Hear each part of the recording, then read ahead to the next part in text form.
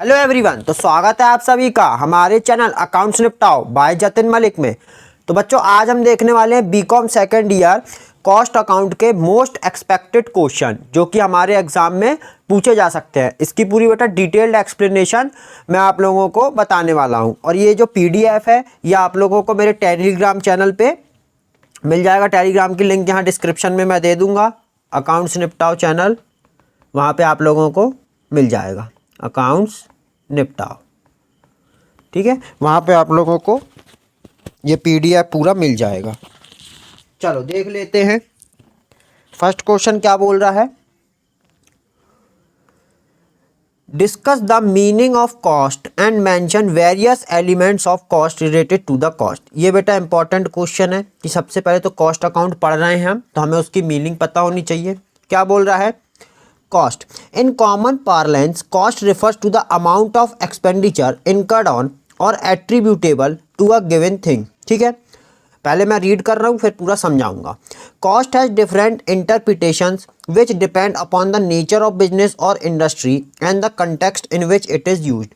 क्या होता है कॉस्ट की? किसी भी प्रोडक्ट को बनाने के लिए हमने उस पर जितने भी सारे खर्चे किए वो क्या होते हैं? हमारे कॉस्ट के पार्ट होते हैं। अब वो डायरेक्ट भी हो सकते हैं और इनडायरेक्ट भी हो सकते हैं, और ये हमारे बिजनेस के नेचर पर डिपेंड करता है ना। अलग अलग बिजनेस का नेचर के हिसाब से हमारी कॉस्ट कैसी रहेगी, अलग अलग रहेगी। तो ये मीनिंग बहुत ही अच्छी दी हुई है इसमें, तो आप लोगों इसी को रेफ़र करें और इसको याद करें। इसके एलिमेंट्स क्या क्या हो सकते हैं? Mainly there are the following 4 elements of cost. पहला है मटेरियल्स। बनी बात है, सबसे पहले तो किसी भी प्रोडक्ट को बनाने के लिए हमारा सबसे पहले हमको क्या लेना पड़ेगा? मटेरियल। तो उसमें हमारे सारे रॉ मटेरियल के जो खर्चे होंगे वो तो किसी भी फिनिश गुड्स बन के जो तैयार होता है उसमें कोई ना कोई मटेरियल तो यूज़ हुआ ही होगा। तो क्या लिखा हुआ है?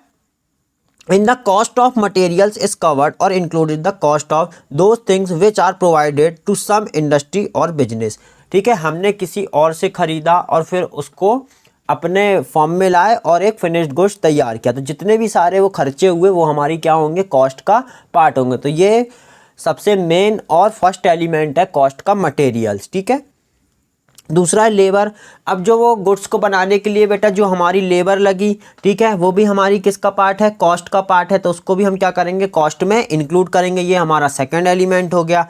इन it are included the salaries of the employees, wages of the worker, commission, bonus etcetera. ठीक है, आगे देख लेते हैं। थर्ड है एक्सपेंसेस। डायरेक्ट और इनडायरेक्ट दोनों होते हैं।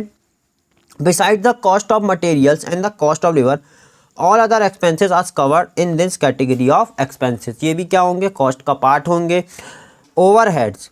ओवरहेड्स मतलब जो हमारा फर्म है, जो उसको रन करने के लिए जो हमारे छोटे मोटे और भी खर्चे हो रहे हैं, ऑफिस एक्सपेंसेस, वो सारे कहलाते हैं बेटा ओवरहेड्स। ठीक है, overheads are the expenses which can not be allocated. The overheads are incurred in a factory और office in selling and distribution division. ये देखो ये लिखा हुआ है, यही सबसे ज़्यादा मेन है। जो फैक्ट्री और ऑफिस सेलिंग डिस्ट्रीब्यूशन में जो सारे खर्चे होते हैं वो हमारे कहलाते हैं ओवरहेड्स। ठीक है, दूसरा बोल रहा है कॉस्ट देख लिया। अब हमको देखना है कॉस्ट अकाउंटिंग। कॉस्ट अलग है और कॉस्ट अकाउंटिंग अलग है। अकाउंटिंग मतलब उसको अब एंट्रीज करना उसकी। ठीक है, तो defined cost accounting, point out the nature and importance of cost accounting.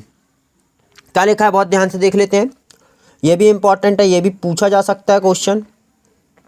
The cost accounting in ordinary course is that aspect of the general accounting within which the expenses are so classified। देखो बेटा यहाँ पे हमने क्या पढ़ा कि जो भी हमारे ये सारे खर्चे हो रहे हैं, अब इनको क्या करना पड़ेगा? हमको इसको एक तरीके से पूरा दिखाना पड़ेगा अपनी बुक्स में। तो ये जो हम पूरा तरीके से इसको मैनेज कर रहे हैं वही कहलाएगा कॉस्ट अकाउंटिंग। पहले हमने कॉस्ट पढ़ा और उसके साथ जब अकाउंटिंग ऐड हो रही है तो सारे खर्चों को बाइफरकेट करके अपनी बुक्स में लिखना। ऐसा भी आप लोग लिख के आओगे इसे कॉमन लैंग्वेज में, तो तब भी आप लोगों को मार्क्स पूरे मिलेंगे कि कॉस्ट के जितने भी किसी भी मटेरियल को बनाने के लिए जितने भी एक्सपेंसेस होते हैं उनको पूरा बाइफरकेट करके अलग अलग एंट्रीज दिखाना, अकाउंट्स में दिखाना, वो हमारी कहलाती है कॉस्ट अकाउंटिंग। और वही यहाँ पे लिखा हुआ है रिटन। ये देखो, written and distributed that the correct cost of the commodities produce and service per unit could be correctly determined. ऐसा करने तभी तो हमको पता चलेगा जब हम इसको अलग अलग सारे हेड्स में भेजेंगे, है ना, कि सेलिंग में कितना हुआ, हमने लेबर को कितना दिया, अलग अलग सारा बाइफरकेट करेंगे तो हमको एट द एंड क्या पता चलेगा, एक यूनिट की कॉस्ट। जब यूनिट की कॉस्ट पता चलेगी तभी तो हम उसमें अपना प्रॉफिट का परसेंट लगा के उसको आगे सेल करेंगे, ठीक है। हाँ, and the manager could get available the proper and systematically arrangement data for commercial control and policy determination. तो बेटा हर चीज़ के लिए क्या रहेगी, कॉस्ट अकाउंटिंग जरूरी है। ये नहीं कि लग गया खर्चा और हमने उसको कहीं लिखा ही नहीं, तो हमको कैसे पता चलेगा कि हमको हमारा एक यूनिट का कॉस्ट कितना पड़ रहा है और हमको कितने में बेचना है, ठीक है। तो कॉस्ट अकाउंटिंग बहुत ज़रूरी है। Importance of cost accounting. The cost accounting system is of importance to various categories of people. अलग अलग कैटेगरी के लिए, सबके लिए क्या होता है बेटा, कॉस्ट अकाउंटिंग जरूरी होता है, ठीक है। In business circle and society in general as under mentioned. तो ये देख लो यहाँ पे सारा लिखा हुआ है। Importance to producers and managers. Producer और मैनेजर के लिए क्या क्या है, knowledge of profitable and non profitable functions. हमको पता चल जाएगा प्रॉफिटेबल कहाँ पे है। अगर हम कोई खर्चा कर रहे हैं इस डिपार्टमेंट में तो ये हमारे लिए प्रॉफिटेबल है कि नहीं, या हम इस रॉ मटेरियल में खर्चा कर रहे हैं तो ये आगे जाके प्रॉफिटेबल है कि नहीं है। दूसरा है best use of material, labour and machinery. Third है एनालाइज ऑफ प्रोडक्शन कॉस्ट, है ना, जो भी प्रोडक्शन कॉस्ट में लगा। And comparative study, comparative study कर सकते हैं कि पिछले साल खर्चा हुआ था। जब अकाउंटिंग करेंगे तभी तो पता चलेगा ना कि पिछले साल के मुकाबले इस साल कितना खर्चा हुआ है। Facility in determine the sell price, मैं यहीं पे जब कॉस्ट पढ़ा था तभी बता दिया कि जब हमको कॉस्ट पता लगेगी तभी तो हम सेल प्राइस का पता लगा पाएंगे, एक अपना स्पेसिफिक परसेंट ऐड करके। Knowledge to the causes of profit और लॉस, ये दो दो तीन तीन बार रिपीट हो रहा है बार बार। Helpful in taking important decisions, देखो इंपॉर्टेंट डिसीजन के काम आएगा। तो ये सारी चीज़ें आप लोग रीड कर लेना, ईजी है, अपने आप समझ में आ जाएगा, ठीक है। आगे बढ़ते हैं। Importance to worker and employees, ठीक है। वर्कर और एम्प्लॉय के लिए क्यों इंपॉर्टेंट है। Work to labourers according to ability, भाई उनकी एबिलिटी के अनुसार हम चेक कर पाएंगे, ठीक है, अपनी कॉस्ट को।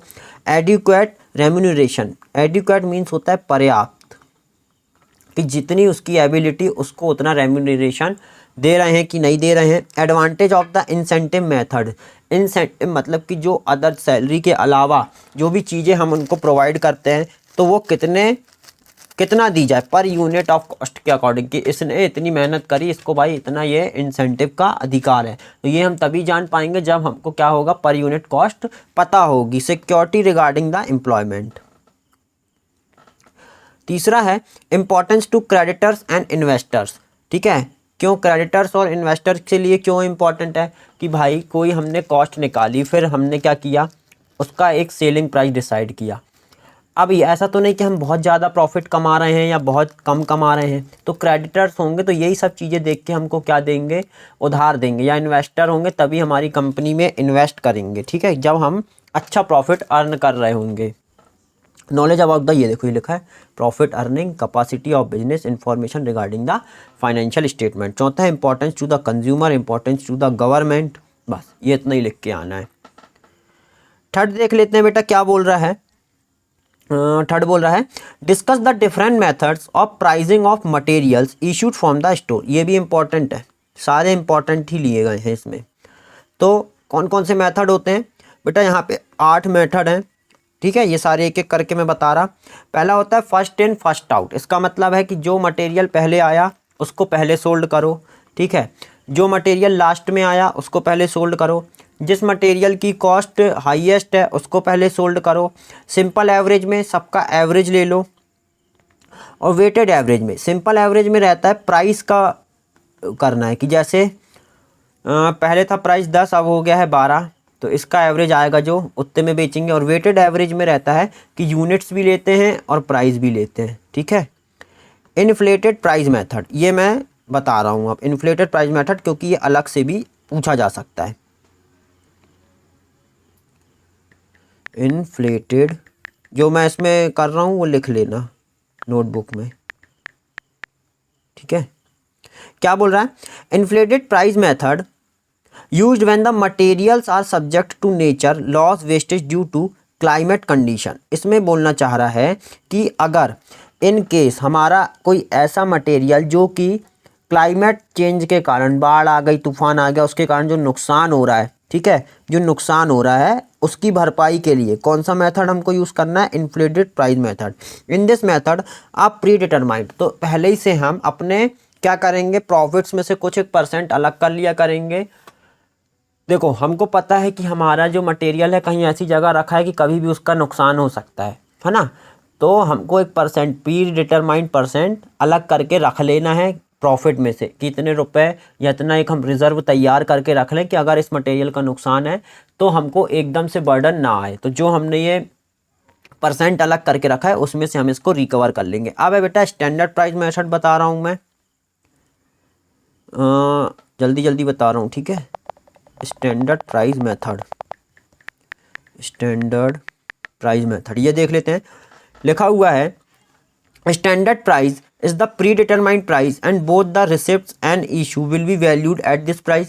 Therefore this price is neither the cost price nor the market price. ना तो कॉस्ट, ये तो ना तो कॉस्ट प्राइस होगा ना तो मार्केट प्राइस होगा। अब ये यूज़ कहाँ किया जाएगा, this issue bye concern with follow standard costing technique of costing. इसका example an accounting method that helps business estimate their cost by establishing predetermined standard for direct material, direct labor and overhead. These standards are set based on historical data, market trends and other factors that may affect the, नहीं ये भी नहीं लिखना। how can you calculate the standard price by multiplying the direct labor।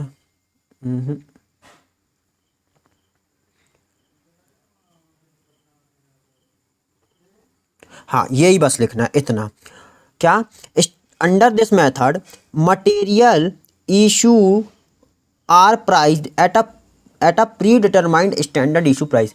कि क्या करना है कि हमने सोचा कि जो हमारा मटेरियल है इतने का पड़ेगा वो, ठीक है, पर जब जो उसका एक्चुअल प्राइस था, जो उसका एक्चुअल परचेज प्राइस था, ये देखो आगे लिखा है any variance between the actual purchase price and standard issue price is written off to the profit and loss account. कि हमने सोचा मटेरियल हमारा इतने का पड़ेगा पर जो परचेज प्राइस है बेटा मटेरियल का वो उससे अलग है, तो इन दोनों के बीच का जो भी डिफरेंस है अगर ज़्यादा हमने डिसाइड करके रखा था तो वो बच जाएगा, तो उसको कहाँ दिखा दो, प्रॉफिट एंड लॉस के क्रेडिट साइड।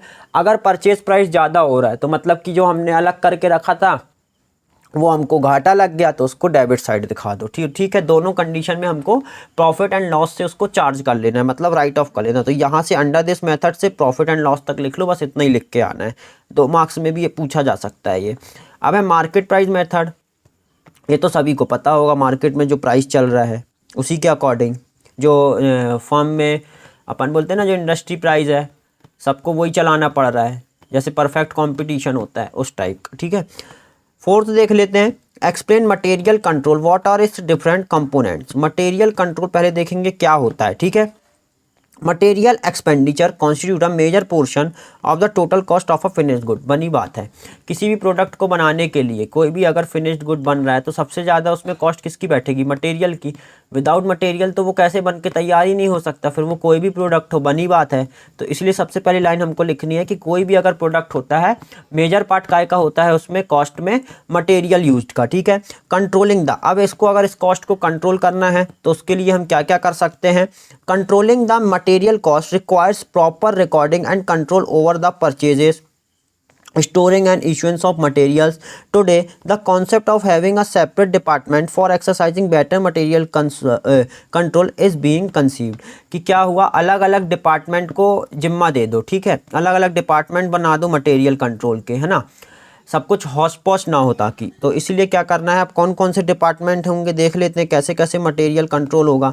तो द मटेरियल कंट्रोल सिस्टम को भी, मतलब मटेरियल कंट्रोल की जो मटेरियल में हम कॉस्ट लगा रहे हैं उसको कंट्रोल कैसे किया जाए, कम किया जाए। जब कम करेंगे तभी तो हम क्या कर सकेंगे, ज़्यादा प्रॉफिट अर्न कर सकेंगे, ठीक है। हम ये देखेंगे सबसे पहले कि सारी हमने इंडस्ट्री में पता कर लिया, फर्म्स में देख लिया, तो जहां हमको सस्ता पड़ेगा वहां से हम परचेस कर लेंगे। तो मटेरियल परचेस कंट्रोल का मतलब वही हुआ। मटेरियल स्टॉक और स्टोर्स कंट्रोल, ऐसा जहां भी स्टोर कर रहे हैं वहां पे भी क्या कोशिश करो कि कम से कम हमारी कॉस्ट पड़े। Material issue control, material loss control. Material issue control और मटेरियल लॉस कंट्रोल, ये मैं नोटबुक में लिख लेना आप लोग, मैं बता दे रहा हूँ क्या लिखना है। मटेरियल इशू कंट्रोल,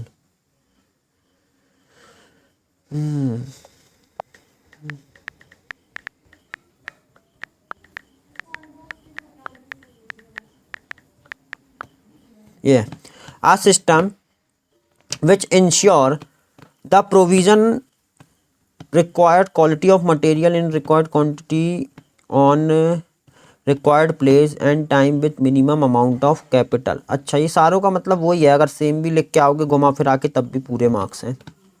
तो इसमें भी वही लिखना है और इसमें भी सेम लिखना है। तो इसके लिए तो ये इसमें लिख लेना मटेरियल लॉस कंट्रोल को जो परसेंटेज होता है, परसेंटेज जो हमने प्रॉफिट एंड लॉस में रिजर्व बनाया था उससे रिकवर किया जाएगा। व्हाट इज़ लेबर कॉस्ट, नाम से ही पता चल रहा है कि जो हम लेबर को पे कर रहे हैं वो क्या कहलाएगी, हमारी लेबर कॉस्ट कहलाएगी। Discuss the procedure exercising control, labour cost को कंट्रोल करने के तरीके बताओ। ये मोस्ट इंपॉर्टेंट क्वेश्चन है, ठीक है, ये तो आई गई।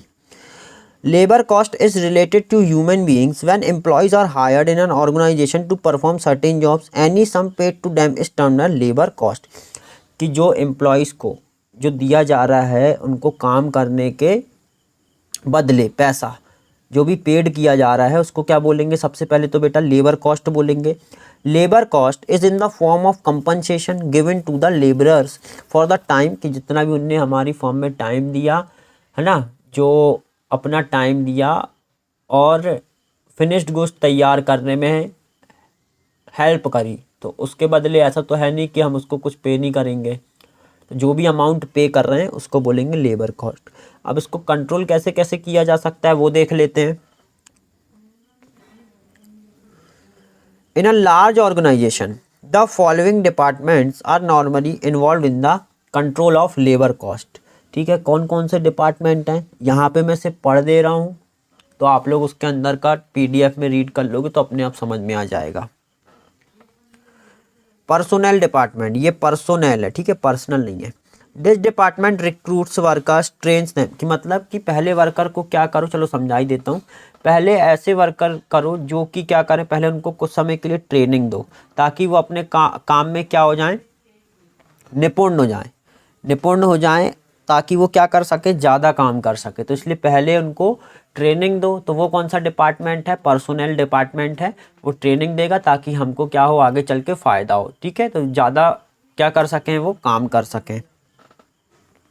Engineering and work study department,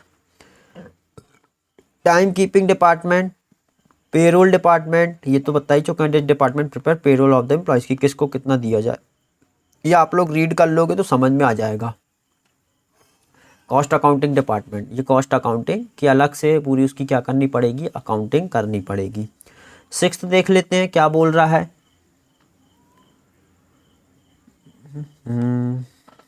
mention the main elements of wages and discuss the various method of ways payment. क्या करना है, वेज एलिमेंट्स बताने हैं वेज के और अलग अलग मेथड्स बताने हैं। सबसे पहले क्या है, वेज क्या होता है, तो सभी को पता है। The term wage stands for monetary payment which an employee receive at regular intervals for the service render. बनी बात है, या तो हर महीने या क्वार्टरली, ईयरली, कुछ भी हो सकता है वो, ठीक है। वैसे तो सब जगह मंथली ही चलता है। From the point of view of the employer, the cost to the industry, wages are taken to include non-monetary benefits also which an employees receive for this employment. This non-monetary benefit may include the following। अब ये non monetary benefits हैं, उनको क्या है, wages के साथ साथ ये सारी फैसिलिटीज़ भी दी जाती हैं। तो ये आप लोग याद कर लेना। मेथड्स देख लेते हैं इसके क्या क्या हैं। The following 2 methods are prevalent regarding the payment wages to the labourer, time और daily rate system and piece rate system. तो ये लिख के बस आना है क्योंकि पूरा नहीं बताना है। यूनिट कॉस्टिंग, नाम से ही पता चल रहा है कि यूनिट की कॉस्ट कैसे निकाली जाए, ठीक है। For which type of concern is method is suitable, कैसी जो इंडस्ट्री होती है, जो फर्म्स होती हैं, कौन इसको यूज़ करती हैं ज़्यादा। तो लिखा हुआ है unit costing is a form of process और operation costing. It is also known as single costing, output costing और सिंगल आउटपुट कॉस्टिंग की एक यूनिट, ये इसलिए सिंगल लिखा हुआ है सब जगह। तो ठीक है, ये तो मोस्ट इंपॉर्टेंट होगा इसकी मीनिंग। आगे देख लेते हैं। Unit costing is applied where only one product or a few grades of the same product involving a single process or operation is produced. Under this system, the expenditure is not analyzed in much detail as it necessary for job costing, since the whole of the expenditure is normally incurred for only one type of product. अगर ऐसी industry की जहाँ पे कोई एक ही type का product बनता हो तो और तभी हमको इजी होगा, है ना, यूनिट कॉस्टिंग निकालना। देखो लिखा हुआ unit costing is applied where only one product, या तो एक ही प्रोडक्ट हो या एक दो चार बस हो, है ना, और a few grades of the same products, या उसी से रिलेटेड हो, उसी प्रोडक्ट्स के पार्ट हो सकते हैं वो।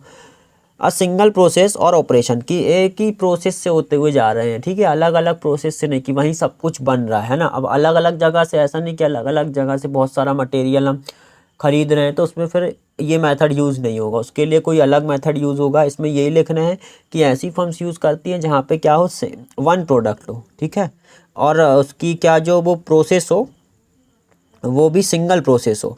Under this system the expenditure is not analysed in much detail, साफ साफ लिखा है वो कि क्या करना है। वो क्वेश्चन पढ़ के वैसे तो केस स्टडी आएगी नहीं, पर इसलिए इसको याद कर लेना, तो यहाँ तक बस याद कर लेना। कॉस्ट शीट, नाम से ही पता चल रहा है कि कॉस्ट शीट क्या होती है, ठीक है। What are the advantages derived from its preparation. Cost sheet क्या होती है कि देखो कॉस्ट शीट की हमारी कॉस्ट की एक पूरी शीट बनेगी और उसके एडवांटेज क्या होंगे, बहुत सारे एडवांटेज हो सकते हैं कि कॉस्ट शीट से तो हमको सब पता चलेगा कि मान लेते हैं कि पिछले साल के कंपैरिजन में इस साल हमने कितना प्रॉफिट अर्न किया। सबसे बड़ा तो यही एक एडवांटेज है कि हमको इस बात का पता लग जाएगा। पर आगे भी देख लेते हैं, give us specimen of cost sheet, इसका वो भी देना है फॉर्मेट भी, तो मैं देख लूँगा। ये पहले वही देखता हूँ, उसका स्क्रीनशॉट ले लेना।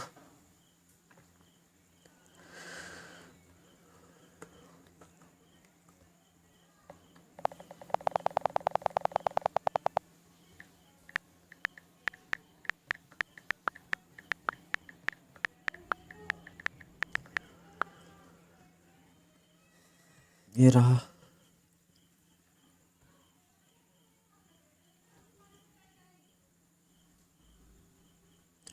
या आप लोग उसको डाउनलोड कर लेना गूगल से, इसमें आ नहीं रहा है। ये है, ये लो, इसका स्क्रीनशॉट ले लो। चलो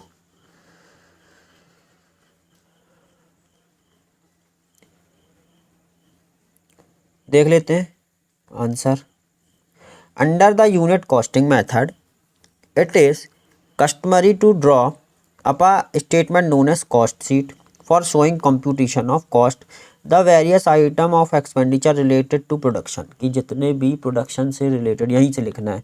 the various item of expenditure related to production for the given period are included therein for financial book and store records, ठीक है, यहाँ से यहाँ तक बस लिखना है कि जितने भी हमारे प्रोडक्ट को बनाने के लिए जो हमारे खर्चे हुए हैं वो सारे कॉस्ट शीट में लिखे जाते हैं, उसी को क्या बोलेंगे, cost sheet.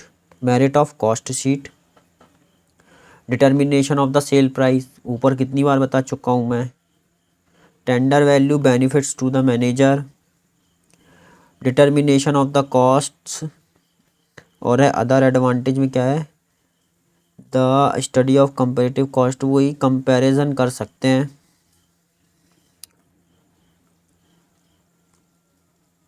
To about each,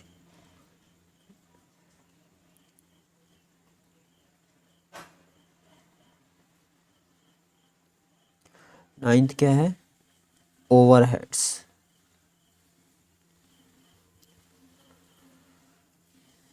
overheads के बारे में मैंने थोड़ा सा ऊपर बताया दिया था, तो इसको रीड बस कर लेना। Overhead refers to the cost of running a business, कि वही बिजनेस को चलाने के लिए सारे जो छोटे मोटे खर्चे होते हैं वो क्या आते हैं, ओवरहेड्स। तो ये रीड कर लेना, ठीक है, ये बता रहा हूँ 10th वाला। What is machine hour method, ये इंपॉर्टेंट क्वेश्चन है बहुत। What principle factors are to be considered while computing machine hour rate, क्या होता है सबसे पहले तो machine hour rate is one of the method of distribution of indirect expenses. ये किसके लिए होगा, इनडायरेक्ट एक्सपेंसेस के लिए होगा, उनके distribution. In the factories where more production is undertaken with the help of machine, जहाँ ऐसी फर्म जहाँ पे ज़्यादा काम होता है वो किसके सहारे होता है, मशीन्स के सहारे होता है। Most of them are concerned with the indirect expenses machinery. This is the best method of distribution of the indirect factory expenses by adopting a base period under this। ये सब नहीं लिखना, यहीं तक लिखना है बस। अब इसके प्रिंसिपल देख लेते हैं। फिक्स्ड एक्सपेंसेस होंगे, कंसिडर वाई कैलकुलेटेड, एक फिक्स्ड एक्सपेंसेस लेने हैं, जैसे रेंट एंड रेट्स है ना, वो तो देने ही पड़ेंगे चाहे प्रोडक्शन हो चाहे ना हो। Lighting and heating, labour welfare expense, inspection and supervision expense, general expense, बस 5 ही लिखने हैं, ये नहीं, ज़्यादा नहीं। अब इसके आगे देख लेते हैं जॉब कॉस्टिंग, ठीक है।